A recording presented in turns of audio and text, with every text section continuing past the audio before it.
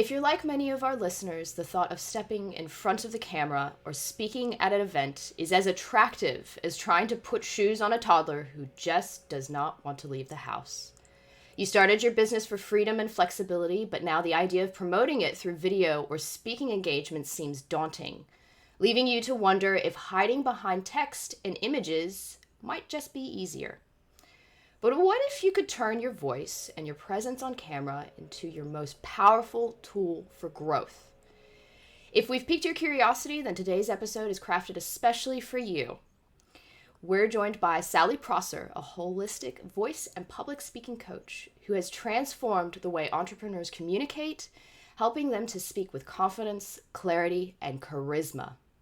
Sally brings over 2 decades of experience and a treasure trove of insights on how to harness the power of your voice, whether you're speaking on a podcast, at an event, or creating engaging online content.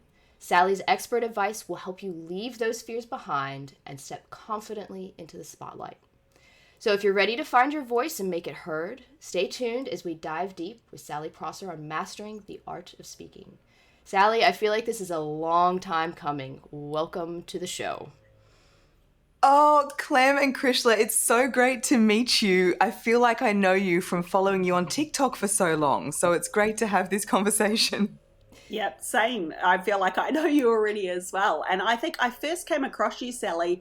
You had recorded a bonus for Stevie Dillon's program Launchpad. I think it was Launchpad, or one of her group programs. And so I saw you there and then, started stalking you online and the rest is history. So lovely to finally connect. Would love to hear a bit more about what it is that you do because this is fascinating. So a public speaking coach, is it just for people who are going and speaking publicly at a lectern, at an event, or are you coaching people that are doing other things as well? Would love to hear a bit more about that and why someone would be seeking out your services. Yeah, so absolutely. When you think about public speaking, most people think, okay, you're on stage on a lectern. And I do that. So if you need to speak at a conference, I help people with the writing of the speech and all the preparation they need to step on that stage.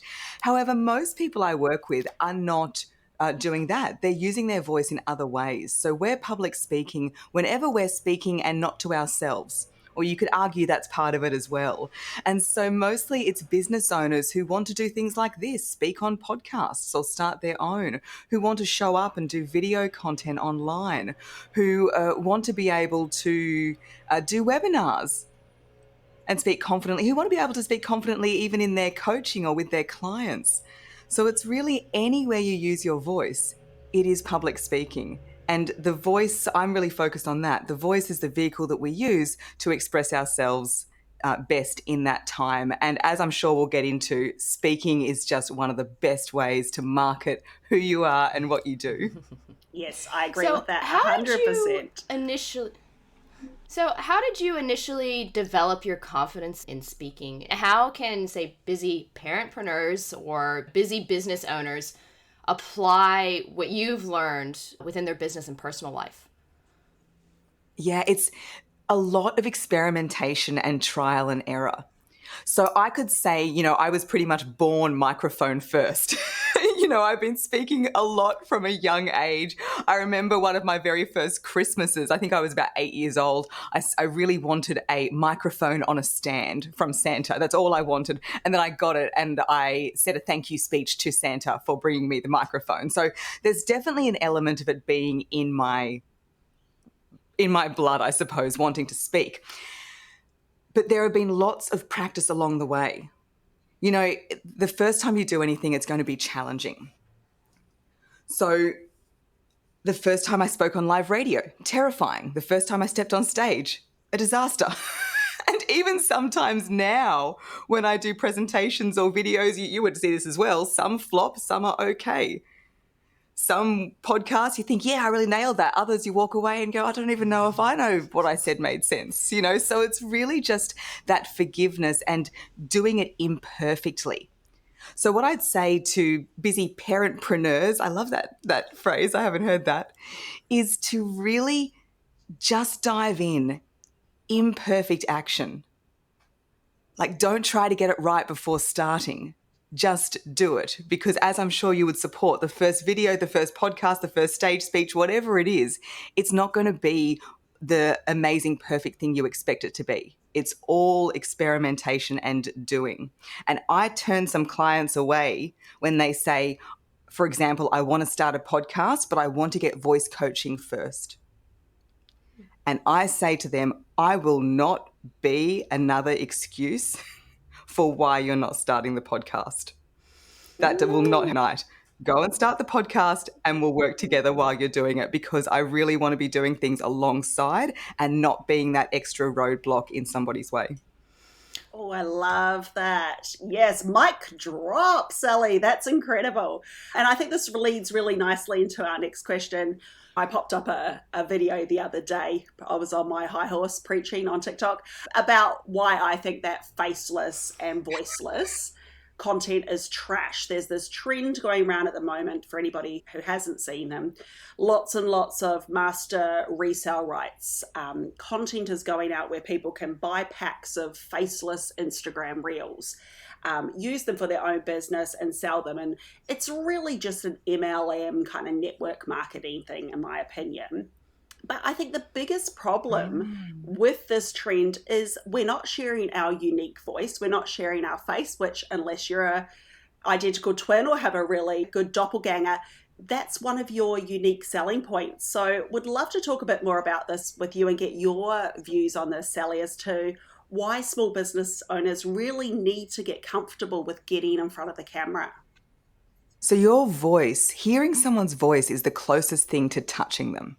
Hearing someone's voice is the closest thing to touching them. And if you look at it in a business sense, you can't actually touch the people that you're serving because they're not in the same country, or it might be completely inappropriate to be doing that. So we go, right, our voice, and seeing someone's face and hearing someone's voice, that's how we connect. That's how people learn to trust us. And I know in marketing, it's like the know, like, and trust. And now more than ever, we're really smart. We want to know the person behind the brand. So even if you've got a product-based business, if you've got a service-based business, it's a no-brainer. If you've got a service-based business and you think that you can build your brand through faceless content, no. There's not many things I put my foot down on, but absolutely not. When you're offering your service, it is your personality, your voice, your style that people need to know whether they resonate with. Because here's the thing, we all have a unique vibration of our voice. And there are people who are receptive only to our vibration. Or not only our vibration, but the way that we speak about a particular topic. So, people will say, oh, well, there's so many other competitors. There's so many other people that do voice coaching or do marketing or, why me? Well, nobody does it in the way that you do it. Nobody shares the message in the way that you speak, because your voice is as unique as your fingerprint. And it's something that cannot be chat GPT'd. It cannot be Canva graphicked. It cannot be outsourced, because you are the source. Your voice is the source of your magic. And if you're wanting to amplify your message, that amplification begins with the vibration of your vocal cords. So you can tell I work with so many business owners who,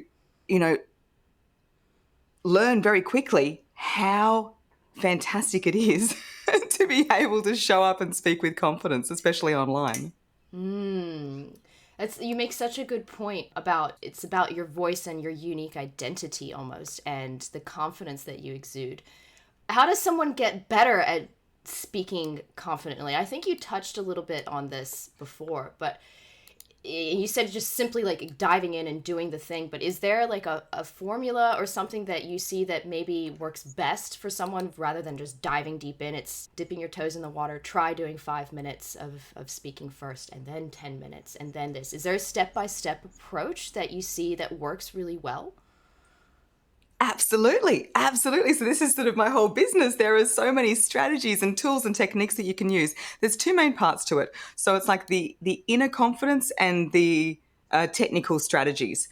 So if you have this resistance around speaking, this resistance around what will people think, oh, I don't want people to judge, oh, I'm a private person, all these kind of things, these thoughts, that's speaking to something much deeper than just public speaking. there's other stuff to work on. And that's a lot of what I do in my courses and programs as well, is getting to the core of, what is that resistance? Where is it coming from? And how can we work through it? And Clem, you said in the intro that your voice is a powerful tool for growth. And I wrote that down because that is so true. A lot of people say, oh, I came for voice coaching and I've left with like full on personal development life. Break this window into your soul. They say, the voice is the organ of the soul. It's the soundtrack of who you are. And so you can use your voice as this powerful channel for healing. If there's something there that's not coming out, then it goes beyond speaking. It's something that you need to process or would be beneficial for you to process as a person. So I know it's getting quite deep here, but this is the value in doing this kind of work. Then you've got those formulas and strategies. So I'll share one with you now, which is my 3B formula. And this formula will help you for any sort of speaking that you're doing. And I actually have this in an online course version. It's called the Magnetic Voice Formula. So it's a mini course called the Magnetic Voice Formula, and I can share that with you. And the formula is this: B for belief, B for body, and B for breath. So the first thing is the belief. The most important conversation you have is the one you have with yourself, and your physical voice is a megaphone for your inner voice. So if the inner talk is, oh my God, I've done this I keep stopping pressing record and this is not good enough, and what are people going to think, and I look weird and I sound weird, like that's the energy that's going to come out. So it's important to have that belief. And you can start with just one belief statement. I call it the BS statement. We listen to so much BS. Let's actually make the BS work for us. So the belief statement could be, I've got this. People want to listen to me. I have something valuable to share. And also with podcasts and online, I think we have this feeling that we're forcing ourselves upon people. Yeah. I mean, no one's shoving earplugs into people's ears or anything. People can scroll, they can choose not to listen. So if people are there, they want to be there. So it's working on that belief. The second part is the body. So there's this belief that the voice, actually I could ask you, like if you had to point to your voice, what part of the body would you point to? Probably my chest or Here. yeah, up here. My neck. Here, voice yeah. box. Yeah, normally I have the throat or the heart or sometimes the mouth. And the answer is all of the above. Like our voice runs from the soles of our feet to the crown of our head. Our voice box is in our throat, but our actual voice is a whole of body channel.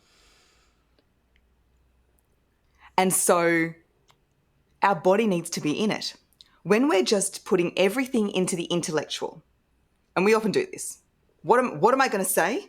Is this going to sound good? What are people going to think of me? And we overthink and we overanalyze and we overload, and that can cause brain freeze sometimes. But what that does is it puts the voice all the way up into the head.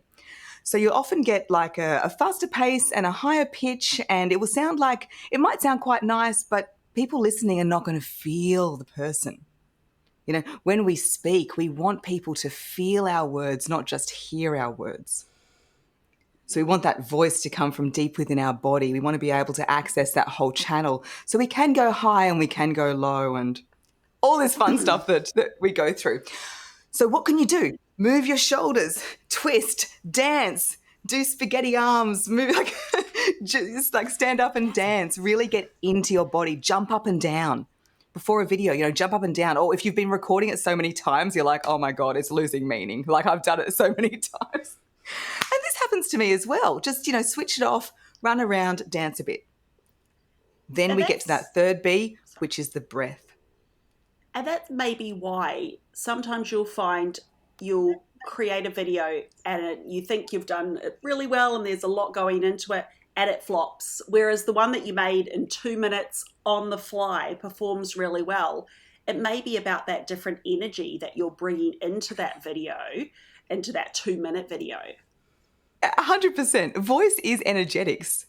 And breath is our energy that we use to power our voice. Without breath, there is no voice. So our words ride out on that wave of air. It is energy. And so if we're shallow breathing, it's like we're not actually giving our words much inspiration or much energy. So breathing, I always say breathe below the bra, right? Below the bra. And really get it into your belly.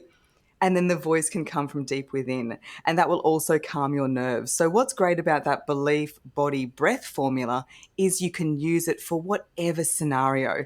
And this is exactly why, not just online, but in person, some people will walk in, they haven't really prepared, but they're really in the zone, they're charismatic, the words flow out. And other times people, well, this is what my clients say to me, they're like, but I really practiced. I had all my slides, I had all my points, I put it all down there, and then I stood up and I sort of got a bit lost, or I tried to do it and it didn't have the same impact.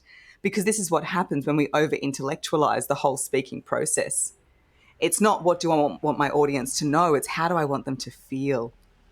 And that's also why at the moment I'm experiencing this on TikTok. I've got a video that I filmed on holidays in Tasmania, just like for fun, that's got 140,000 views in 2 days, which is just so random.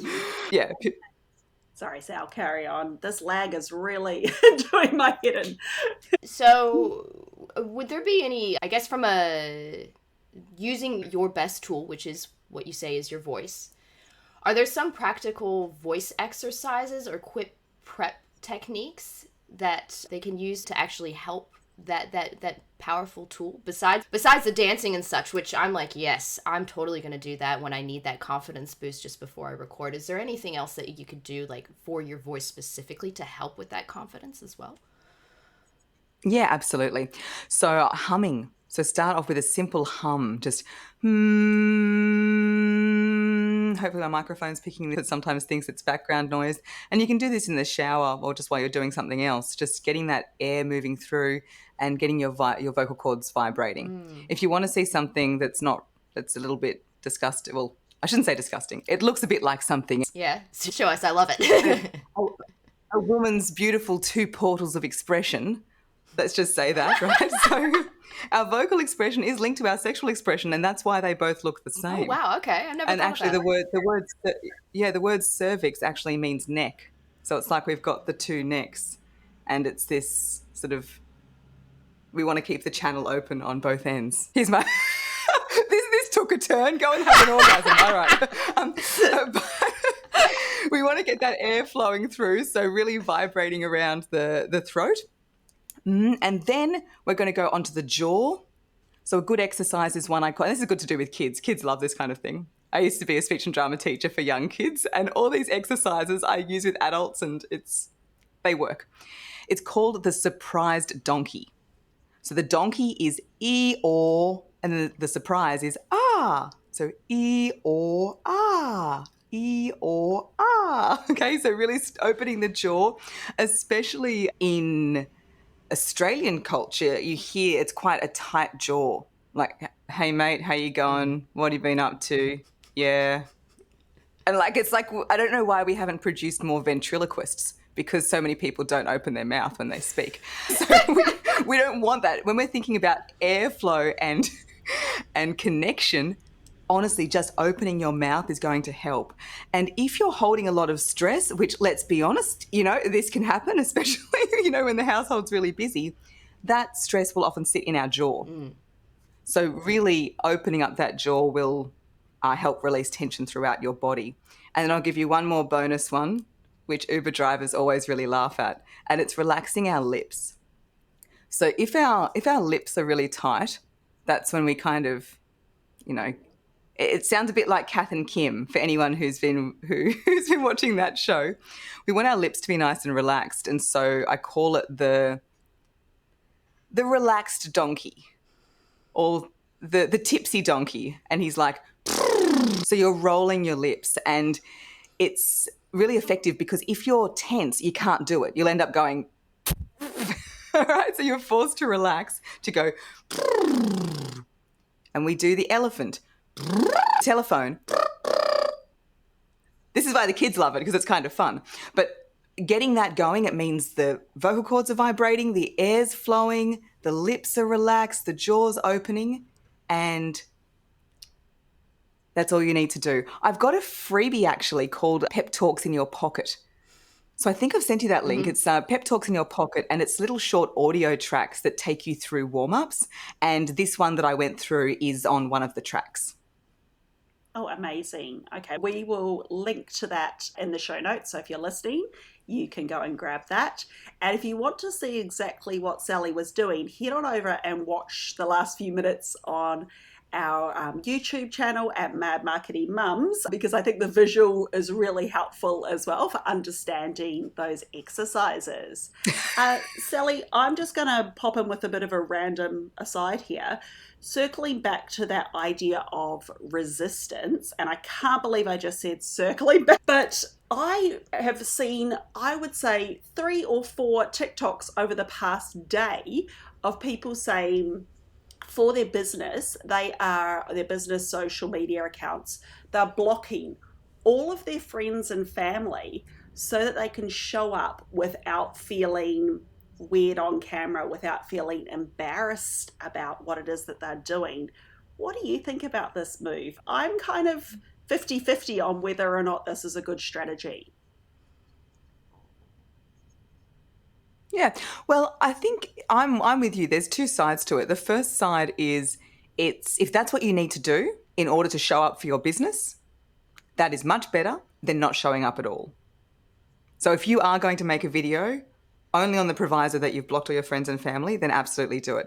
But it's also a great window. This is why having a business and doing voice work is so great to learn more about yourself, because that is showing what is that resistance. Do you want to be with friends and family who don't see you for who you are, who don't support you for what you really want to do?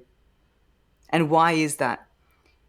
I see this very commonly. It's because you'll often hear strangers will support you more than people who knew you your whole life. And that comes from when people have known you for a long time, they attach a particular identity to you and they create a character for you. And we often fulfill that character in order to maintain the integrity of that relationship. When we have growth, and anybody who's starting a business, you have growth, right? You change. You go through that development. And there are some people that come along and they support you and they love seeing that change. But for a lot of people, they don't like seeing that change because they liked how things were when you fit the identity that they had of you.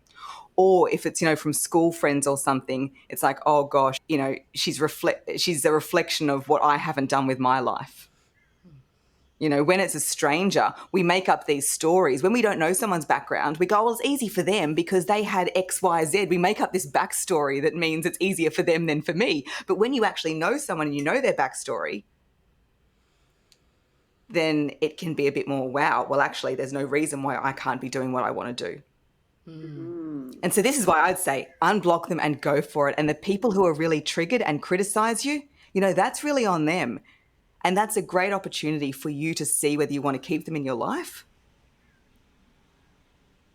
or whether you just want to carry on and not worry that that's the way that they see it. Like my brother, he thinks my whole business is a waste of time, which is highly offensive to all of the incredible people who I help do incredible things. But I'm just like, that's Matt. I mean, that's okay. Okay. So you want to get to a stage where, like, if people aren't agreeing with you, you go, okay, that's fine. I'll live my life. I'll shine my light and give people permission to do the same. And if you're not okay with that, then that's on if he's not okay. Long-winded answer. If he's not okay with that's on him. That's his problem. He can deal with it. That has nothing to do with you. Like family dramas, that's something that I think we're all too familiar with for sure here. You've grown on TikTok. I think we became friends when TikTok came on the scene in Australia back, I'd say, in 2019, 2020. We are old TikTok mates. And OGs. Yeah, OGs. Yeah. This is the OG triad right here, right now. But you have a really large following. You have done so well on TikTok.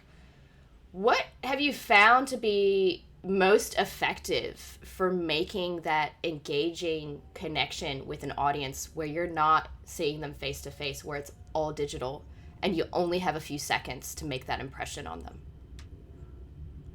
Yeah. So yes, I was on TikTok in the early days and I was doing all the trends and everything. The first video that went viral that took me from 45 followers to 10,000 in 7 days was a talking to camera video that I did after I came back from a workshop, and I did in one take and didn't even brush my eyelashes, which the good people of TikTok pointed out. Right, so then I was like, right, this face to camera stuff is really good. And then in the early days, I really enjoyed all of the trends and the transitions, and I thought it was really fun. And let's be honest, TikTok has changed a lot. Mm-hmm. And over that time, I built up a big audience.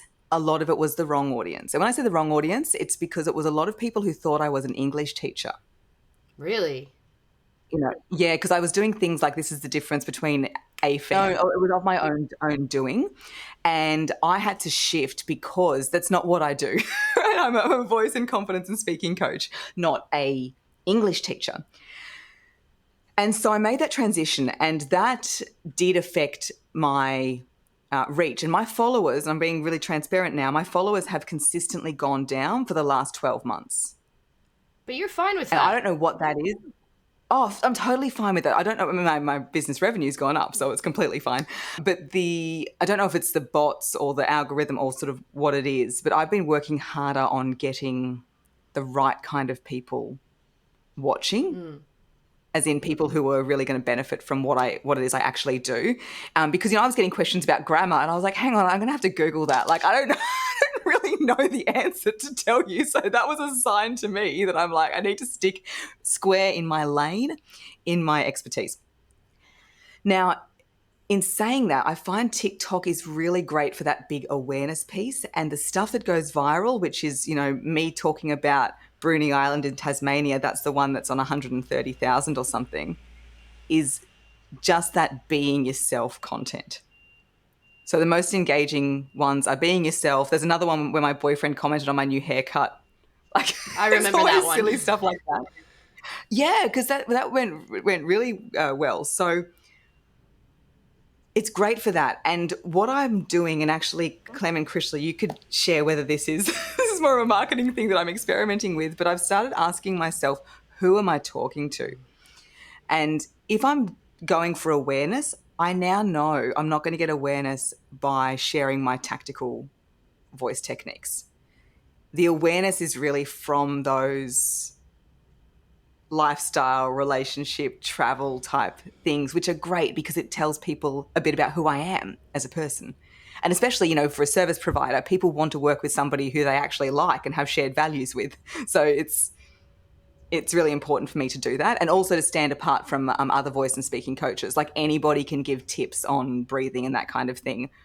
I want people to be gravitated towards me if they feel that because of who I am as a person. Then when I go over to Instagram mainly, I speak more to people who are already in my audience. So it's more of a nurturing type thing. And maybe that's not right. Maybe that's why my followers aren't like all that big on Instagram. And yeah, I found that's what's been working for me. In terms of engagement, it's getting to the point quickly, and I guess not taking too many pauses is another thing that I've noticed. But to be honest, and I don't know if you agree with me here, often the things that go viral are still the things that I don't expect to. I think what you've just described is pretty much... I think what you've just described is pretty much almost like when you meet a new person at, say, a mixer or something like that. You end up meshing with somebody that you don't know by their personality, by their hobbies. And then the next question is, so what do you do? And then you can go into the voice coaching and such. And if they really relate to that, they're going to keep speaking to you, and they're going to keep being interested in what you do and then learning more. So you've essentially just said, yeah, it is building a relationship by showing that you're just a person online first. And then if they really are going to latch on and connect and learn what you want to do, then they're going to start looking at the other content that you're creating about your expertise, about what you can offer them in your business. Yeah. So the answer would be, if your goal is to have more reach and for people to know you, then it's opinion-based content and lifestyle content. And I've just experienced this firsthand as well. Whenever I do opinion-based content, you get a lot of people who disagree with you. But that's just what you've got to be prepared for. I did a video where I was shocked at the amount of people who stole stuff from the Woolies self-serve, just because a lot of people were stealing things, and I was just shocked that that was the case. Now, looking back on that, maybe the timing of it wasn't all that great because, of course, it struck a nerve with people struggling with the cost of living, which is a real thing. But what was extraordinary was the amount of people in the comments who were like pro-stealing, who said, yeah, I pinch stuff all the time. I never pay. I always put meat in the bottom of the stroller. It was just really interesting because this is like, think what you want about our price is expensive. Oh my gosh, like think what you want about the actual service. But I was more thinking, I don't know. Yeah, right or wrong. I don't pinch stuff. Yeah, for me. And I think that was actually quite good for me looking back, because a lot of people did actually support me as well. And a lot of the people who disagreed with me and said that they steal stuff, I'm like, well, I don't know if they'd be likely to pay for a personal development voice coaching course either. So I don't think it's really too much of an issue. Yeah, I think you hit the nail on the head, Sally, in terms of your strategy. And look, you can come for my job now if you want to become a content coach, because I think you've got it exactly right. Using TikTok, using that value-based content to get people to know and trust you, because who do we buy from? People we trust. And then nurturing that audience, moving your content focus a little bit further down the funnel to that relationship building, credibility building, and ultimately inviting people to work with you over on Instagram. I think that's a really great workflow. I've seen a number of people do this and it works really successfully for them, because TikTok is such a great platform for getting attention, 100%. So yeah, I love what you're doing there. I think that's really great. Now, this is something I personally need help with. And when I messaged you about coming on the podcast, I said, please don't judge us. Don't judge me for stumbling over my words a lot, and the dreaded ums and ahs that we tend to put in, or filler words. I have a bad habit of saying something and then saying right at the end. Would love to know what practical advice you can give us to help with that, because it really increases the amount of time we spend editing the podcast because of our ums and ahs, or repetition of words as well, as something I've noticed in our editing. So any tips you can provide would be much appreciated. Krishla, I think you're doing great. I haven't really noticed it at all. I'm not the and ah police. I always say not the and ah police, and it's much better to have ums and ahs and speak fluently than to not have any and be reading off a script or to sound robotic. And little things like right and so, these things go towards our vocal brand. So it's not always a bad thing. In saying that, if we are starting a lot of sentences we're like leading with uncertainty, which is when we're trying to show authority, so authority in our field, we don't want the first thing to be a marker of uncertainty. And if it's repeated too much, then people get distracted by it. Like you'll see videos, I'm a little bit of a like user, and actually, my TikTok that I did where I tell my man and the bear story, I say like a lot in that video. But I look back at it and I go, well, because I was remembering a memory that wasn't that pleasant. So I was putting lots of filler words in as a subconscious protecting mechanism. So it's really interesting. What it's a sign of, if you feel like you use it too much, starting off with forgiving yourself, like it's okay to use fillers. This is a symbol that there is a blockage in the upper chakras, right? So it's like the crown and the third eye and the throat. It's not flowing through in those areas. Remembering the voice is like an energetic channel. A visual that all of your words are lotto balls in a barrel, and they're going every direction. If we speak as soon as the thought comes down, it's like we become the human tennis ball machine. Blah, blah, blah, blah, blah, blah. And then when we don't have a ball at the ready, we put in a filler. So what we want to train ourselves to do is to wait until, I call it the ball drop technique, right? Wait until the balls have dropped and then say the thought as a complete sentence. So it's thinking on the in-breath, speaking on the out-breath. having the full sentence before you begin. Oh my And gosh. in the beginning, you can practice this by doing something physical. So if you're in front of a video, you can like thought drop, squeeze the pen, then the whole thing comes out. I love that. And actually, I give that advice to my son all the time, but I didn't think to apply it to myself because he often repeats the first two words of a sentence over and over as he's thinking of the rest of the sentence. And I say to him, just stop, think of the whole sentence, and then say it. So perhaps I need to take my own advice. It's probably an appropriate question that I ask, since right now I sound like a 14-year-old boy that has just hit puberty. In a way, I'm a little bit hoarse. Oh, Clem. As a voice coach, obviously your voice box is a very valuable asset. So what are some ways that we can protect our voices, especially if you're constantly speaking or you get laryngitis every other week thanks to daycare? Do you have a routine that you do before you record that you recommend, or? Yeah, absolutely. And the vocal health part of the conversation is really important. You know, like at the moment we're speaking about using your voice in terms of showing up for your business. You know, I've had a woman in her 70s who came to work with me because her voice was giving out on her so much she couldn't get through the reading at church. She wanted to read at church and she couldn't get through the reading. And she was having trouble speaking to her grandkids on FaceTime because she couldn't get the volume required. They just weren't engaging and she wasn't able to communicate. So I think your voice is such a valuable asset, especially as we get older and the rest of our body might start breaking down a bit. You know, your ability to speak is so important. And there is a vast difference in voices when you look at people in their 70s, 80s, 90s. And you can tell it's because of a lifetime of poor treatment of the voice, you know. So really looking after our voice is so important. The first one is the breathing technique. So always breathing from low. So all of the force is coming from the diaphragm, not being strained on the throat. You know, so a lot of teachers, for example, I work with teachers who some have had to leave the profession because they haven't had their voice, and it's because they've been using all of that force on their neck. The second one is hydration, of course.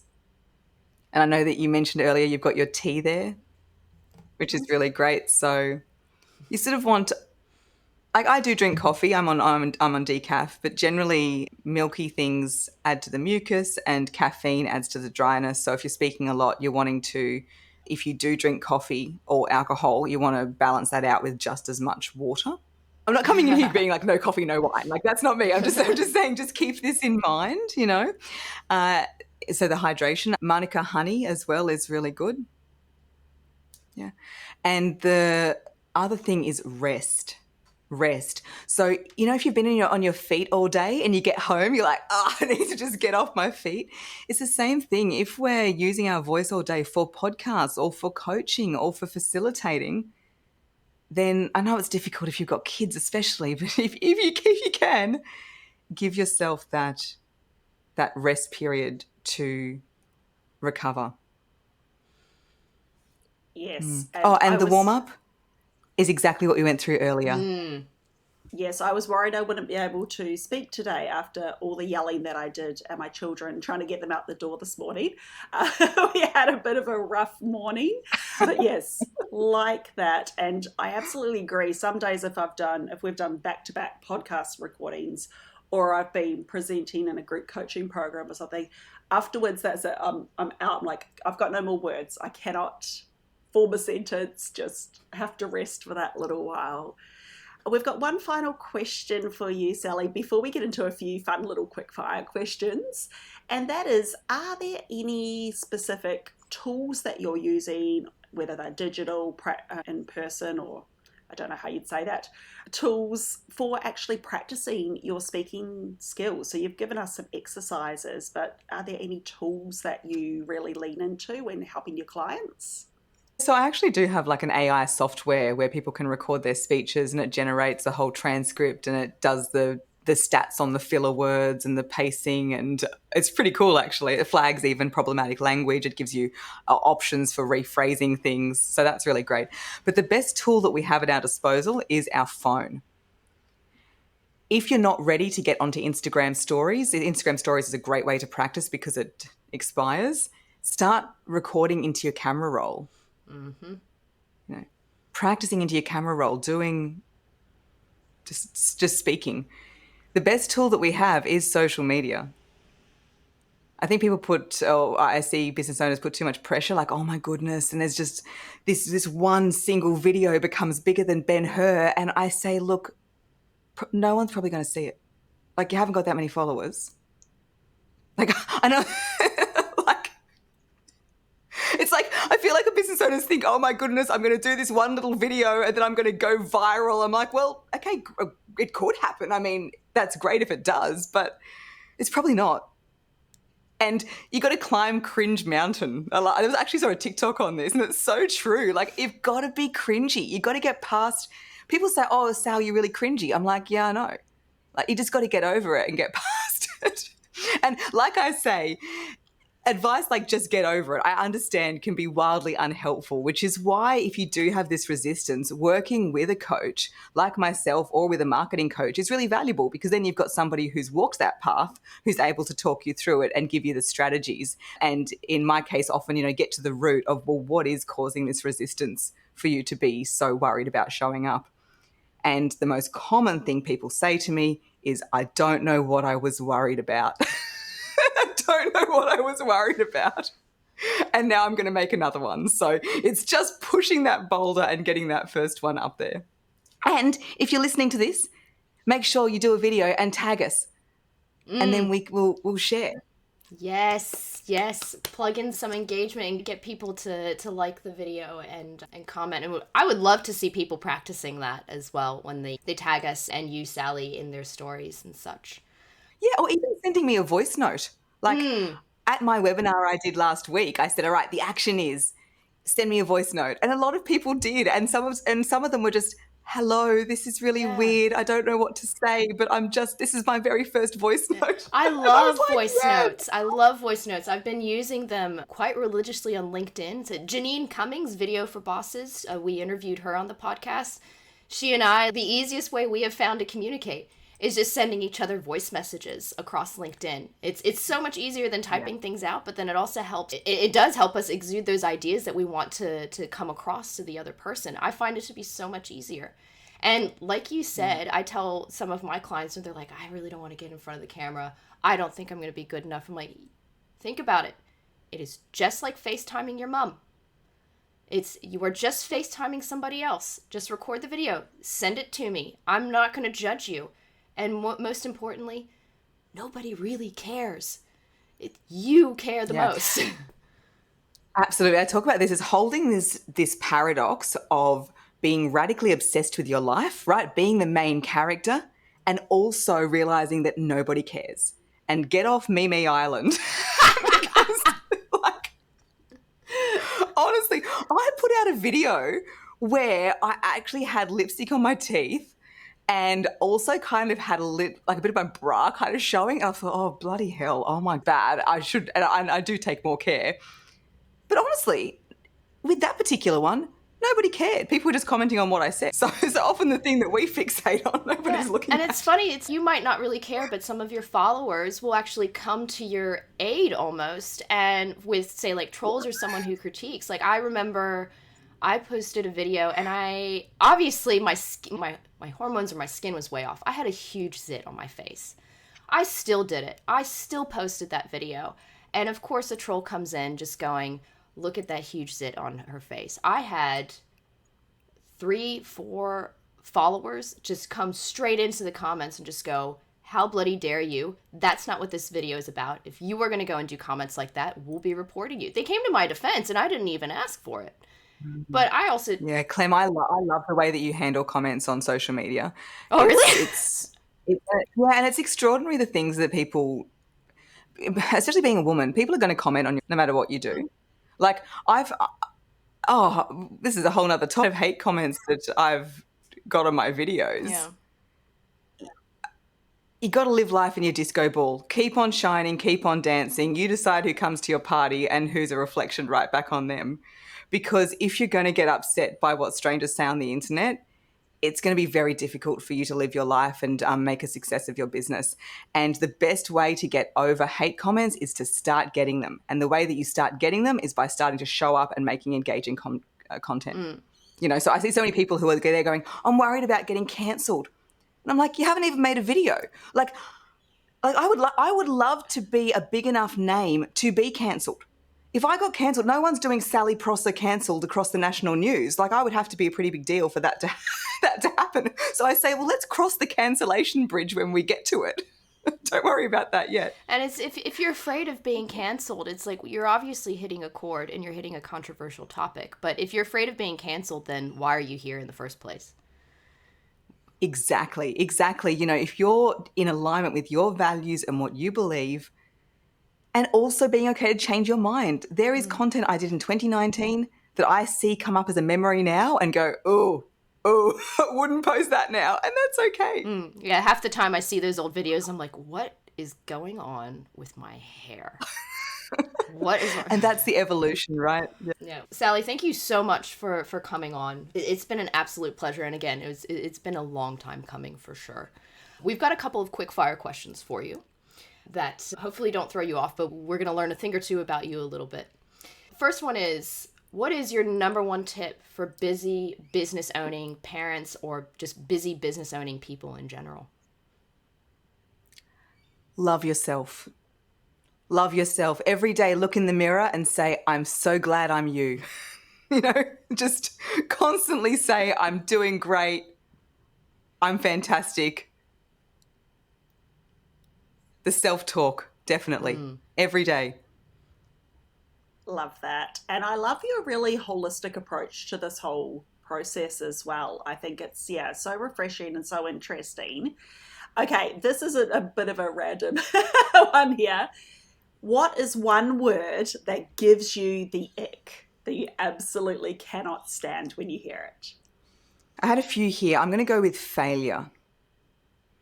Failure. It never used to, but now that I know that there is no failure, only learning, every time I hear it, I'm like, oh, it's not a failure.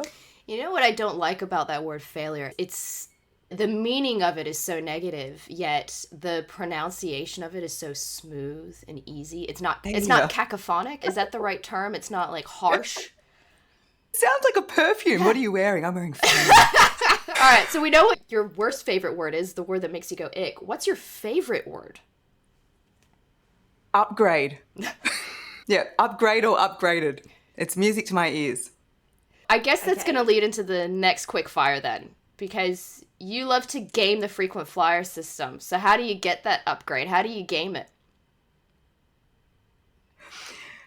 Well, with the upgrades, hotels is honestly just by talking to the person and leading with excitement and learning about their story. I've done this all over the world, actually asking how their day is, engaging with them. It's just got us so many upgrades. As far as points go, this could be a whole episode on itself, but just making sure every single dollar that you spend is earning you a point or more. And final question for today, Sally. Instagram or TikTok? Where are you enjoying yourself the most at the moment? What's working for you in terms of business? And they might be two different places. At the moment, it would be Instagram for sure. Yeah. TikTok's still for reach, but I enjoy Instagram's the first app I open of the day, and that's telling because for a long time it was TikTok. Whereas now it's Instagram followed by LinkedIn actually. Yeah. Oh, LinkedIn is LinkedIn. huge for me. Yeah, I do a lot of business. The majority of my work is actually corporate workshops.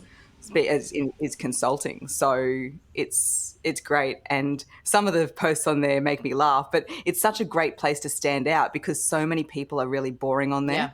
Yeah. So if you just want to put a little bit of spark onto it, then if you do business to business, I would highly recommend jumping on LinkedIn. Yeah, so many people misunderstand LinkedIn. I like to tell people it's like the boomer dad of social platforms, so you're safe there. You're gonna find somebody that's got that quirk that they can find that common link with. It's really interesting, though, that you say Instagram's your favorite, because I think you're the first person that I've spoken to, at least, that has gone from TikTok to Instagram being their favorite channel, especially now. Yeah, I think, TikTok's just been a lot harder for me. I used to find it this safe place where I could, have fun, and it was like my little not my little secret, but it was actually more fun when everybody was like, "Oh, what are you doing on that kids singing dancing app?" And I was secretly going, "Oh my God, if they only knew working for my business." It was really great. But now, it's really changed. In Brisbane, actually, recently I went to a TikTok event they invited me to, where they released this economic report on actually how TikTok is helping businesses and how many people do their shopping on TikTok. I can send it to you if you Oh like. yeah, I'd I've love got to the see report. it. It's actually a really interesting read. And of course, they were doing that to try to preempt potentially any policy change that might come through. Yep. Yeah. So that was kind of interesting. I was also interesting that I was invited, because I never really get invited to any of the movie premieres or any of the fun stuff. But they've thought, right, who's somebody who's built a business on TikTok and can talk to politicians? I know.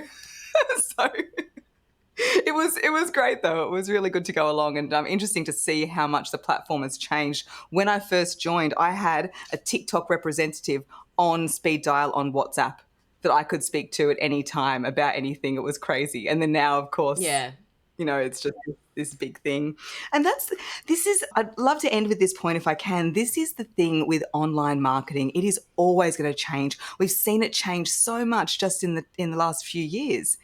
Something that I believe will not change, even with AI coming in, with whatever platform, with whatever algorithm, is your organic human voice. If you can show up and you can speak from the heart about who you are and what you do and connect with your audience, then it doesn't matter what goes on in the environment, you will always have a strong business because of that skill set. Thank you so much, Sally. That was incredible. And what a good point to end on, because I could not agree more. And I would say, especially in this time of AI, faceless content, things that are just being generated, and you don't necessarily know who's behind it and what their credentials are. I think showing up with your unique voice is absolutely the very best way to have success in your business and your personal life, for whatever reason really that you are online. So thank you for joining us. For those listening, we will have links to Sally's social media, the free Pep Talks in Your Pocket resource that she mentioned. She's also got a free ebook as well. So we'll link all of that in the show notes, so you can go and connect with Sally, maybe send her a voice message or tag her and us in a video if it is something that you're going to just go out there and give it a red hot go. We would absolutely love to see that. Be sure to tag us and we can come and give you some love on your content. So until next time, take care and stay mad.